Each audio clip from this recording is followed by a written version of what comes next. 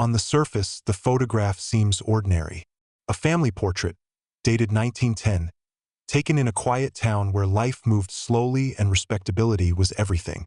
A husband in his tailored suit, a wife in her lace-trimmed dress, and their children posed neatly in front of the parlor window. The sepia tones, the stiff posture, the carefully arranged smiles, nothing unusual at first glance. In fact, it appears almost too perfect, the kind of image families of that era would proudly frame and display on the mantelpiece.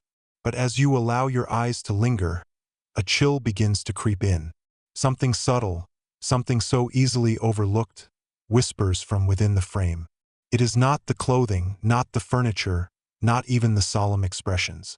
It is a single detail, so small, so deceptively hidden, that once noticed, it refuses to leave your mind. The detail changes everything you thought you understood about this family, about this photograph, and about what was happening in that room over a century ago. This is not simply a portrait. It is a message captured in time, a silent witness frozen forever in the paper's grain. Some viewers claim that once you see it, you can never unsee it. Others insist that photographs, especially those from the early 20th century, sometimes reveal truths the subjects themselves tried desperately to conceal. What secret does this 1910 photograph hold? What detail transforms it from a cherished family keepsake into a chilling piece of evidence?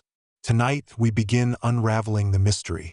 But before we continue, make sure you subscribe to Grave of the Shadows and leave a comment below with your thoughts, because what you are about to discover is far more disturbing than you can imagine. The year was 1910, a time when the world seemed balanced between tradition and change. In the United States, cities were expanding, factories roared with industrial progress, and fortunes were made and lost in the blink of an eye. Yet in small towns scattered across the Midwest, life still carried the rhythm of simpler days. Families clung to respectability, reputation, and appearances. A well-kept home, a polished parlor, and a carefully staged photograph were proof that one had succeeded in building a stable life. It was in one such town, quiet yet ambitious, that the photograph in question was taken. The family behind it lived in a two-story Victorian home with decorative gables and wide porches, the kind of house that announced both comfort and status. Neighbors knew them as respectable, church-going people who hosted seasonal gatherings and spoke politely on Sunday mornings. Nothing about them appeared scandalous. Nothing suggested that their photograph would later become the subject of whispers and speculation. The father, a man in his late 30s, was known for his sharp business sense. He wore the confidence of someone who had climbed steadily through the ranks of local commerce. Always dressed in tailored suits, his gold watch chain glinting against his vest, he embodied early 20th century ambition. His wife, equally admired, was remembered for her delicate manners and her ability to host dinner parties that became the talk of the neighborhood. Together, they appeared to represent the very definition of prosperity. Their children, 2 boys and a younger girl, completed the image of a perfect household. In public, the children were well-behaved, polite, and dressed in matching outfits that hinted at both discipline and affection. Family portraits in that era were not casual snapshots. They were deliberate statements. Hiring a photographer was expensive, and sessions were treated with the utmost seriousness.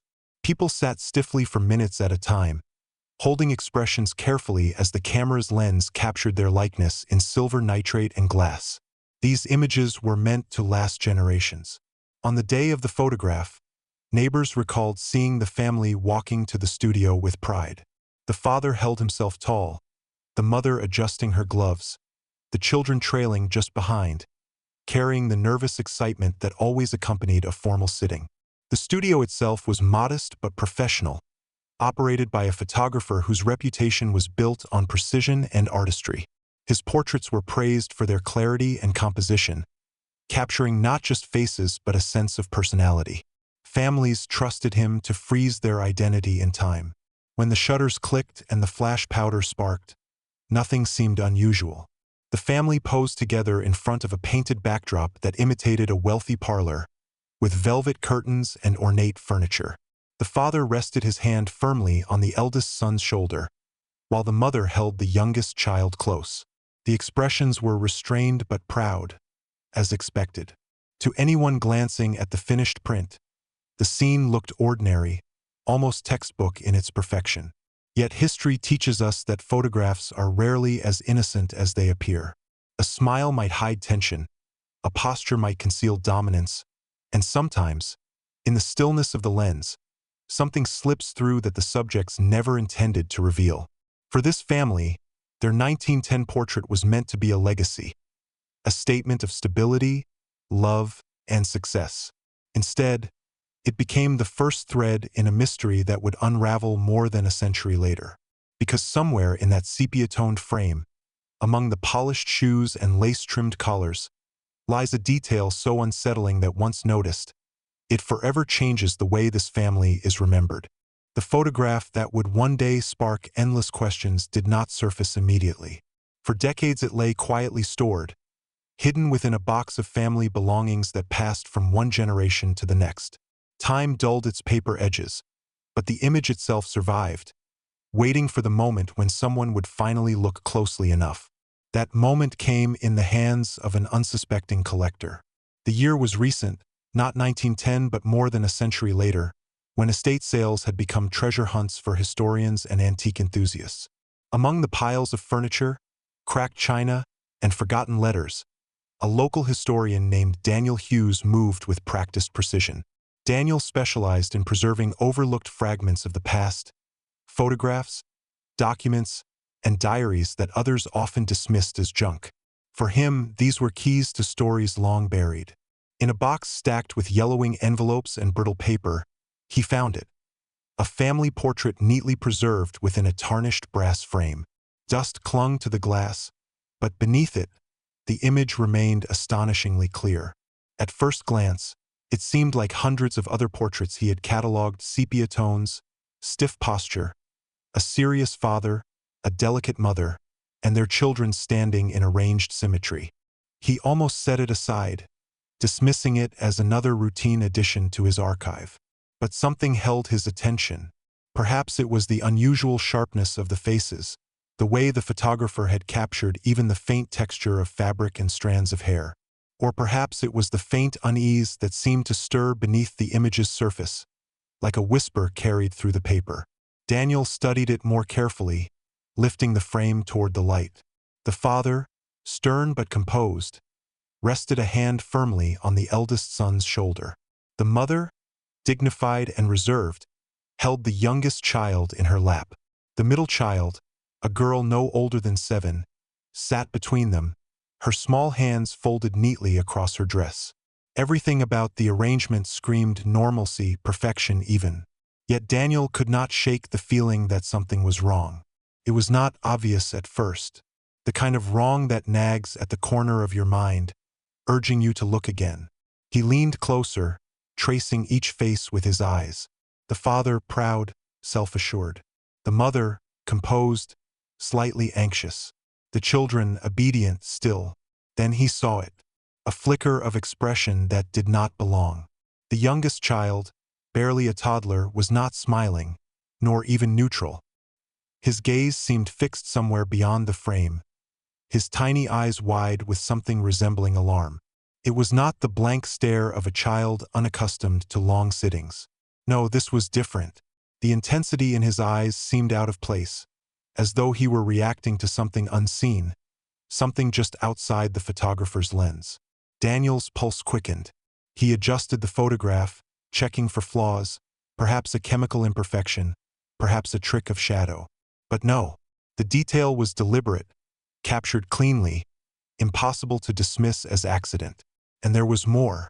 On the polished surface of the frame's glass, faint but visible, was the suggestion of another reflection, shapes that did not align with the posed figures. When he tilted the photograph, the light revealed it again.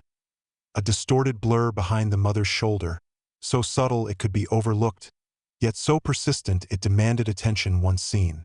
He set the frame down carefully, the weight of realization settling in. This was no ordinary family keepsake. This photograph carried with it a presence, a story layered beneath the stiff clothing and posed smiles. Someone in that room, perhaps the child, perhaps the photographer, had captured more than just appearances. Daniel knew he had uncovered something unusual, something that could not be explained with a casual glance. He slipped the photograph back into its frame, dusted the glass with his sleeve, and tucked it safely into his satchel. Whatever truth lingered in this century-old image, he was determined to uncover it. What he did not yet realize was that this single photograph, ordinary to anyone else, was about to unravel a story that reached far beyond a simple family portrait. Daniel could not shake the image from his mind.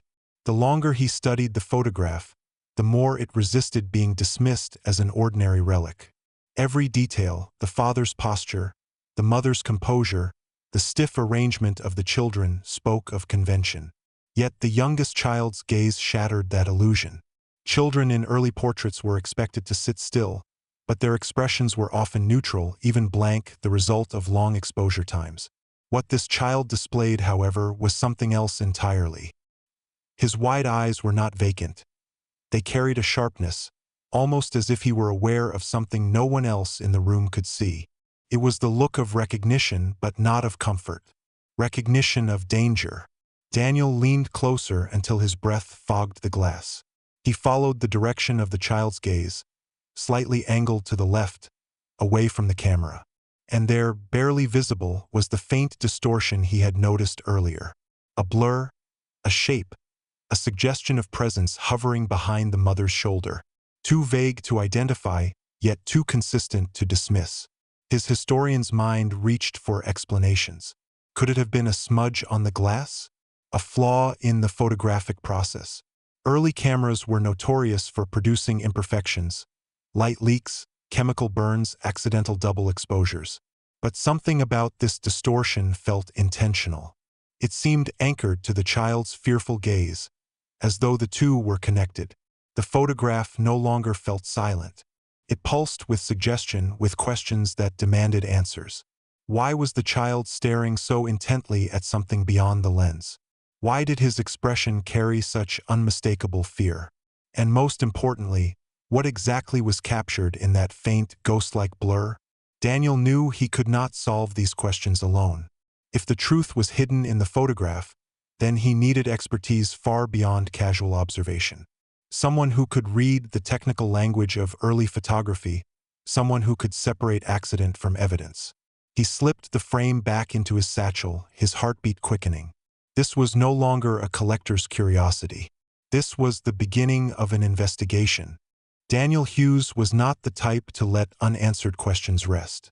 His work as a local historian had trained him to pursue details others overlooked, to chase fragments until they formed coherent stories.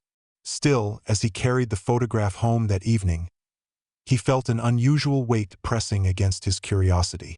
This was more than an archival puzzle. It was a riddle stitched into the very fibers of a century-old image. He placed the photograph under the soft glow of his desk lamp. The brass frame reflected faintly, its tarnish shimmering like an old wound. For hours he studied it, taking notes in the margins of his journal. The child's eyes fixed, wide, frightened. The blurred shape barely perceptible yet persistent. The father's hand, resting with peculiar firmness on the eldest son's shoulder. Each detail seemed loaded, deliberate, as though the portrait had been trying to speak for over 100 years. Daniel knew the first step in unraveling such a mystery was context. A photograph is never just an image. It is evidence of a moment, a place, and the lives surrounding it. He carefully removed the backing of the frame, hoping for inscriptions, names, or a photographer's stamp. His patience was rewarded. Embossed on the reverse was the mark of Harrison and Company. Photography 1910, with a studio address in Illinois. The name quickened his pulse. Harrison and Company had been a well-regarded studio in the early 20th century, known for their meticulous portraits of local elites. Their archives, if they survived, might still contain records of the families they photographed. Daniel began digging. The following morning, he visited the County Historical Society, a quiet building whose shelves sagged with newspapers, directories, and property ledgers. Hours of searching through brittle pages finally yielded results. The family in the photograph was identified as the Rowleys, Thomas Rowley, his wife Eleanor, and their 3 children. A prominent family in 1910, their name appeared often in society columns and church records. At first, the entries seemed unremarkable. Thomas Rowley was a businessman, Eleanor an active participant in local charity work. Their eldest son attended private schooling, their daughter was praised for her piano recitals, and the youngest child, unnamed in most records, was noted only in baptism announcements. But as Daniel cross-referenced the dates, his stomach tightened. The youngest child, the very one whose eyes haunted the photograph, appeared in records only briefly. Born in the spring of 1909, baptized in June, and then mentioned no further after late 1910. By the 1911 census, his name was absent entirely. Daniel frowned, flipping through obituaries of the time. Finally, he found it: Rowley infant, deceased November 1910. Cause: sudden illness. A short notice, only a few lines long, buried in the back pages of the local paper. No details, no elaboration, only the blunt acknowledgement of a life cut short. He looked back at the photograph, heart racing. The picture had been taken in the summer of 1910. The child had died mere months later. Could that haunted expression, that strange blur, have been foreshadowing? The discovery pulled him deeper. He searched property records next. In December 1910, just weeks after the child's death, the Rowleys had sold their Victorian home.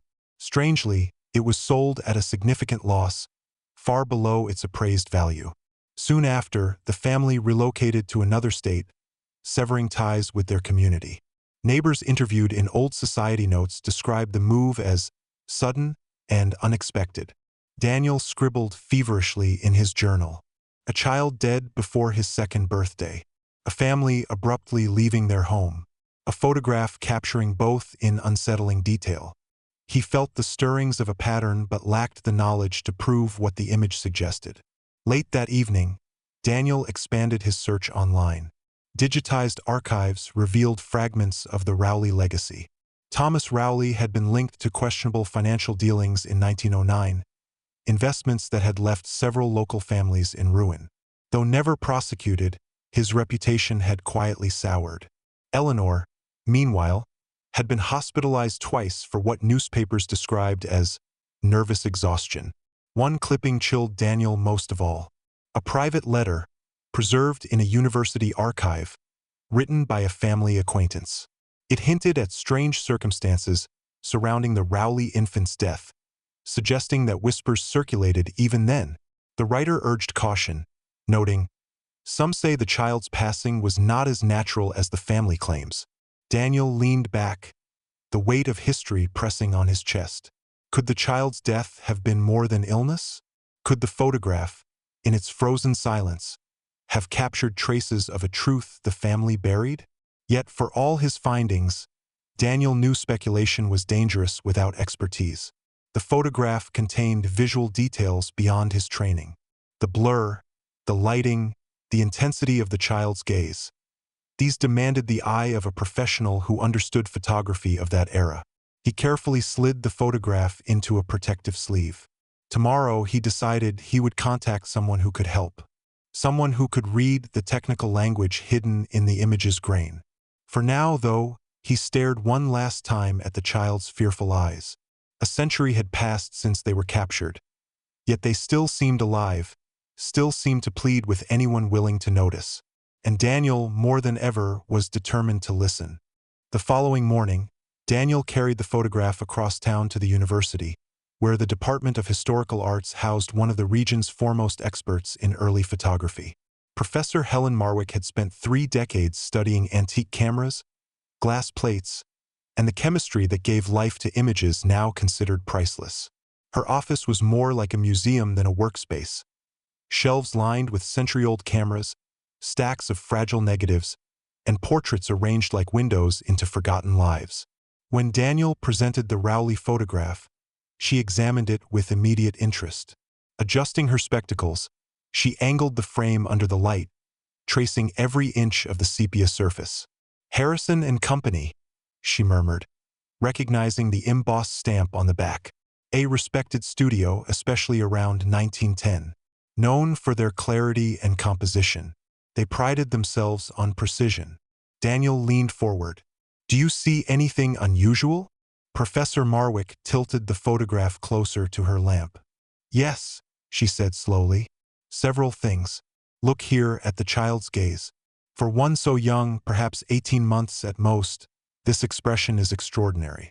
Infants and toddlers rarely display focused intensity in formal portraits. Exposure times were long, and children often blurred or appeared blank. Yet here, he is locked on something specific, something to the side of the camera. That is not coincidence. She adjusted a magnifying lens. And then there's this. She pointed to the faint distortion Daniel had noticed. Under magnification, it no longer resembled a smudge. It appeared deliberate, shaped, consistent, occupying a space behind the mother's shoulder. This is not a developing error, she concluded, nor is it dust on the lens. If anything, it resembles a secondary exposure, as though light reflected unnaturally during the session. But what strikes me most is its placement. It aligns precisely with the direction of the child's gaze. Daniel felt a chill. So you think he was looking at this? Perhaps, Marwick replied carefully. Children are extraordinarily perceptive, especially at that age. They react to what adults overlook. Sounds, movements, sudden changes in light. But his expression here is not curiosity. It is fear. And fear that intense suggests something immediate in the room with him. She leaned back, folding her hands. Now consider the lighting. Harrison and company typically used natural light from large windows, supplemented occasionally with reflectors. Yet this photograph shows multiple shadow angles. One strong light appears to come from the left, exactly where the child is staring. That is atypical for this studio's work. The photographer deviated from his usual method, and we must ask why. Daniel scribbled notes furiously. Could the family have insisted on something? Possibly. Or the photographer himself noticed something unusual and adjusted. These studios were meticulous. A deviation always has a reason. She paused, her tone tightening. And then there is the question of timing. You said the child died later that same year. Yes, records say November 1910. Sudden illness. Professor Marwick's expression darkened. How convenient. Infant mortality was tragically common in that era. But two things stand out. One, this expression, so aware, so resistant, suggests distress before his passing. Two, the faint distortion here may not be technical at all. Sometimes, photographs record more than we intend them to. Daniel looked at her sharply. What do you mean? Marwick hesitated, then placed the photograph back on the table with care. I mean, this family's portrait was not as harmonious as it pretends. The camera caught something real, an imbalance, a threat, perhaps even a presence that others ignored. If you wish to understand it, you must dig deeper into the Rowleys themselves. Photographs reveal, yes, but records confirm. Find their letters, their accounts, their personal traces. Only then will the truth emerge. Daniel left the university with his satchel heavier than before. The photograph, once a curiosity, now felt like evidence. He had the expert's confirmation. The child's fear was real, the distortion deliberate, the lighting suspicious. Whatever had happened in that studio in 1910, it was more than an innocent family sitting. And somewhere in the Rowleys' past, the answers waited. Daniel had left Professor Marwick's office with the photograph clutched tightly against his chest, the professor's final words echoing in his mind. Photographs reveal, but records confirm. If the truth about the Rowleys was hidden, it would not be in the portrait alone. It would be buried in their paper trail, scraps of memory scattered across archives, attics, and forgotten drawers. The following week, Daniel immersed himself in research. The county library's genealogy section became his second home, its dust-laden ledgers and brittle newspapers filling his notebook with fragments of a story he barely understood. At first, what he found appeared mundane. Announcements of charity luncheons hosted by Eleanor Rowley, business notices bearing Thomas Rowley's name, children's recitals praised in society columns. On the surface, they lived the life of any prominent family. But then the cracks began to show. He discovered a hospital admission record from 1909. Eleanor had been confined twice in a private sanatorium for what doctors called nervous exhaustion. Though vague, the language mirrored what modern readers would recognize as severe anxiety, perhaps depression. More troubling was the timing. Both hospital stays coincided with periods when Thomas Rowley's business ventures faced scrutiny. Then there was the matter of Thomas himself. Local court records revealed whispers of fraud investigations in 1908 and 1909, schemes involving railroad shares that left several investors bankrupt. Though never convicted, Thomas's name appeared again and again, tied to enterprises that collapsed under suspicious circumstances.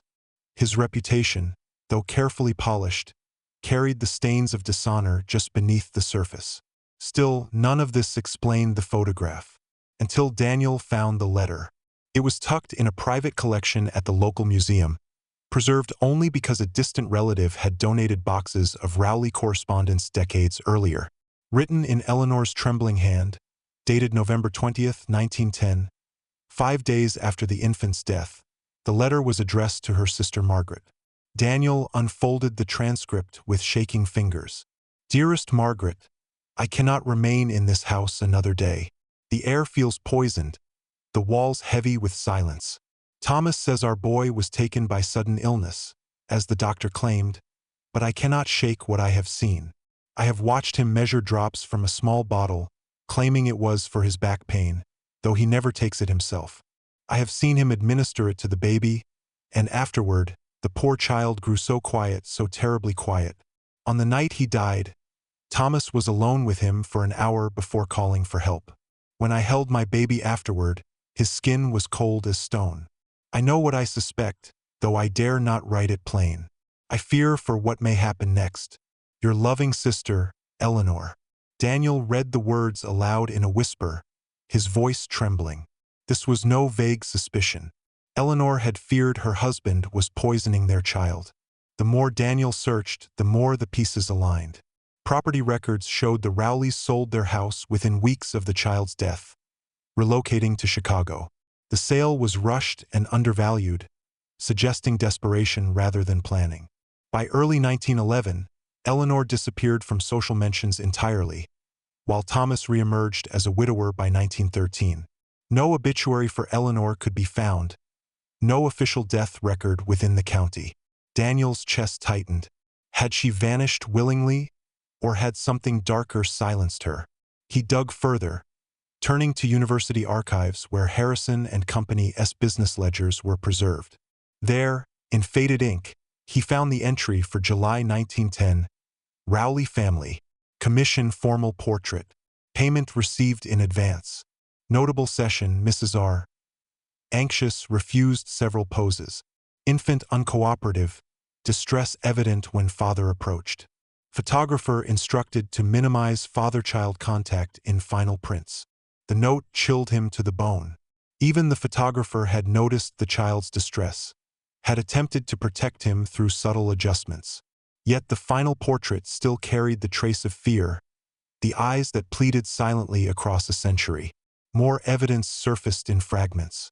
A partially preserved diary, attributed to Eleanor, revealed lines scrawled hastily across brittle pages. July 10, 1910. He grows restless when Thomas holds him. I cannot soothe his cries afterward. It is as though the child senses what I barely dare admit. October 2, 1910. Found the bottle again. The liquid inside bitter and sweet. Laudanum, I believe. Why would Thomas keep so much hidden in his study? Why would he measure it so carefully? October 15, 1910. Portrait taken today. The baby stared so intently at Thomas, his eyes wide with something more than unease. Even the photographer noticed. I insisted on additional poses without Thomas near. He grew furious, but I could not bear it otherwise. The entries ended abruptly days before the child's death. Daniel sat in the dim archive room, the diary open before him, his hands trembling. Every line confirmed what Eleanor had feared. Thomas Rowley had poisoned their child, and perhaps silenced his wife soon after. Yet what unsettled Daniel most was not the possibility of murder. It was the photograph itself. The blurred distortion behind Eleanor's shoulder, aligned with the child's terrified gaze. Professor Marwick had dismissed it as unnatural lighting. But what if it was more? What if the camera, in that instant, had captured the very presence of threat, the shadow of a father poised to harm? The historian felt his breath catch. Photographs, after all, are not just images. They are fractions of truth, frozen forever. The Rowley portrait was no exception. It was not a family legacy. It was a testimony. But if the photograph testified, what else might it reveal? Daniel flipped the frame once more. Inside the backing, tucked in a hidden crease of paper, was a slip he had overlooked before. In faded ink, a single line scrawled, "Keep this safe. It may be needed one day." The handwriting matched Eleanor's. The slip of paper hidden in the photograph's backing changed everything. "Keep this safe. It may be needed one day." Eleanor's handwriting, trembling yet deliberate, suggested intent. She had known her fears were real, that her suspicions of Thomas were not merely paranoia. And she had trusted the photograph, the very object that carried her child's final expression, to one day speak when she could not. Daniel sat at his desk, the diary, the letter, and the photograph spread before him like pieces of a puzzle. One by one, the fragments aligned into a chilling truth. The child's fearful eyes, the distortion behind Eleanor's shoulder, the photographer's notes about unusual family dynamics, all pointed in a single direction. This was not coincidence. This was evidence. The Rowley infant had not died from sudden illness. He had been poisoned. Laudanum, easily available in 1910, was both a medicine and a poison. In small doses, it soothed pain and induced sleep. In larger doses, it silenced life altogether. Eleanor's diary described Thomas measuring drops, administering them under the guise of care. Her letter confessed her terror, her certainty that her husband's hand was behind the child's death. The photographer, an objective observer, had noted the baby's distress when the father drew near. The pattern was unmistakable. And yet, the most damning evidence was not written, it was seen. The child's gaze in the photograph locked onto the very source of his fear. His eyes, wide and unblinking, were not merely unsettled. They were warning, a silent plea frozen in time, reaching out across generations. The distortion behind Eleanor's shoulder, aligned with that gaze, seemed to echo the presence of threat, like the shadow of a hand unseen but felt. Daniel's throat tightened as he realized what the portrait represented. It was not a family keepsake. It was a confession carved in light and silver. But the truth stretched even further. Records showed Eleanor vanished within 2 years of the photograph. No obituary, no official death certificate. Rumors placed Thomas Rowley in Chicago by 1913, remarried to a wealthy widow. By 1915, that widow's 2 young children were dead as well. Again, sudden illnesses.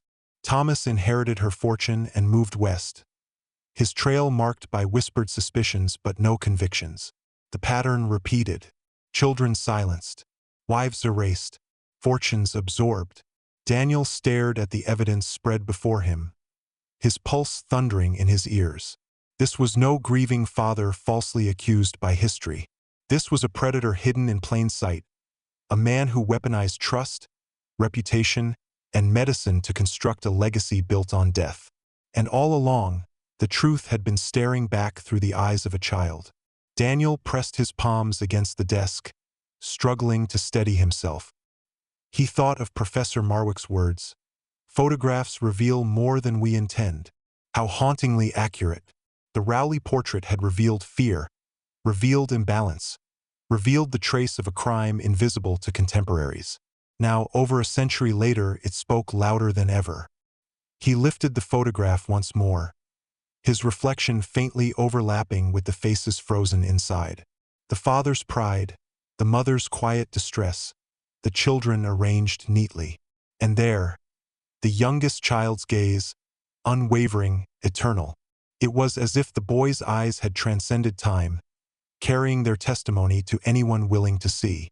Daniel whispered aloud, voice breaking in the silence. "I see you."